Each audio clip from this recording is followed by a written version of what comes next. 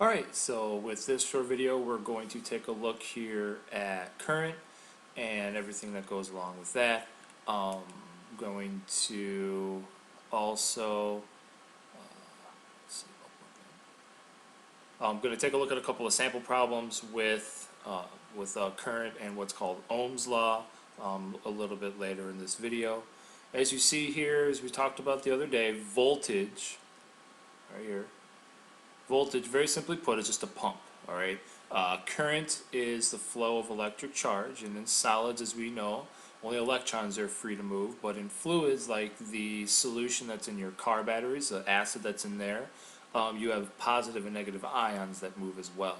One thing you're going to want to remember is the unit for current, and we shorten current, okay, with an I, a lowercase I. Excuse me, a capital I. That's the symbol for current. It is not C.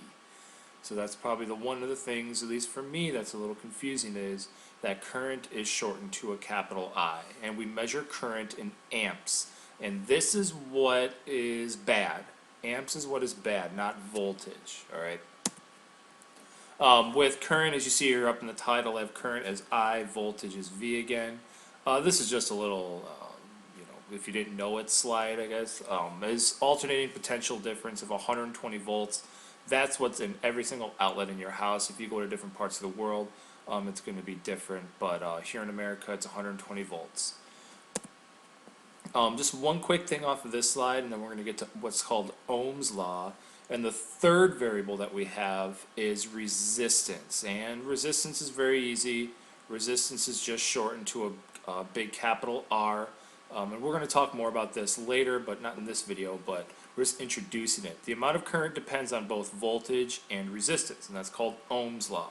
All resistance is how easily electrons can flow through a conductor. If resistance is high, they don't flow very easily through there. Ohm's law is pretty straightforward. Okay, as you see here, I have it in bold print right in the middle of your screen. We have current, that's your amps. We have voltage, so currents in amps. Voltage, of course, is the volt, and resistance is going to have its own unique one, and that's called the ohm, OHM. With the Greek symbol omega as its symbol. Okay, so electric resistance is measured in ohms, voltage is V, current is amps. And Ohm's law is this equation right here in bold. Current equals voltage divided by resistance. And sometimes that can be a little tricky to solve. And since we have three variables here, we can do a nice little three-variable triangle. I've done these before with density with quite a bit of success. To set it up that way, current equals voltage over resistance. I'm not going to write the words current, voltage, and resistance. I'm just going to do their abbreviations. So current is I, voltage is V, and that's going to go up here up top, and resistance is down here R. Okay? So basically, if you got to solve for current, cover up the I with your finger, voltage divided by resistance. Got to solve for voltage, cover up the V, that's current times resistance. If you have to find resistance in a circuit, that's how much voltage there is and the amount of current going through. So here's just two quick sample problems. Number one, what is the resistance of an electric griddle? If you've ever plugged one of these things in, these pull 12 amps. If you have two of these plugged into the same outlet, you will blow your circuit in your house. Most circuits can't handle that much current in a house. Of current when connected to a 120 volt circuit. So what is the resistance? So I'm going to draw the triangle here because we're going to need it again. Here's our Ohm's law triangle. That's current is going to be down there. Voltage over resistance. First one's asking us what is the resistance. Resistance covered up is voltage over current. Voltage over current equals resistance. Now it's just a matter of plugging in the correct numbers where they go. 120 volt circuit, so 120 volts goes up top in our numerator, divided by 12 amps. 120 divided by 12, very easy math, 10 ohms. Second example, how much current? Current is I, and we know that current is voltage over resistance. It has a resistance of 100 ohms, so 100 ohms, when a voltage of 50 volts is impressed upon it.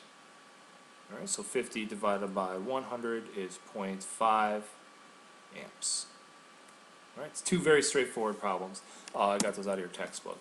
Here's a couple of more. We're not going to do all of these. What I'm going to have you do is we'll do a couple and then see if you can do them and show me in class someday. Alright, so we're going to do the first three. Alright, if we got to solve for resistance, resistance is simply put voltage over current. And you plug your numbers in, substitute in 1.5 divided by 0.3, and you have 5 ohms. Okay? If you have to solve for voltage, we're really just kind of working our way around the Ohm's law triangle here, is current times resistance, VIR. Current is 0.5, little parentheses here. Resistance is 30. Half of 30 is 15. Right? 1.5 volts. Okay? Very easy. Next one. Current. Solving for I equals V over R. The voltage is 1.5. And resistance is 15. 1.5 divided by 15 is 0.1 amps. Okay? And using these three and those other two as examples, you should be able to fill in this one, you should be able to fill in that one, and you should be able to fill in that one. Okay? See me if you have any problems.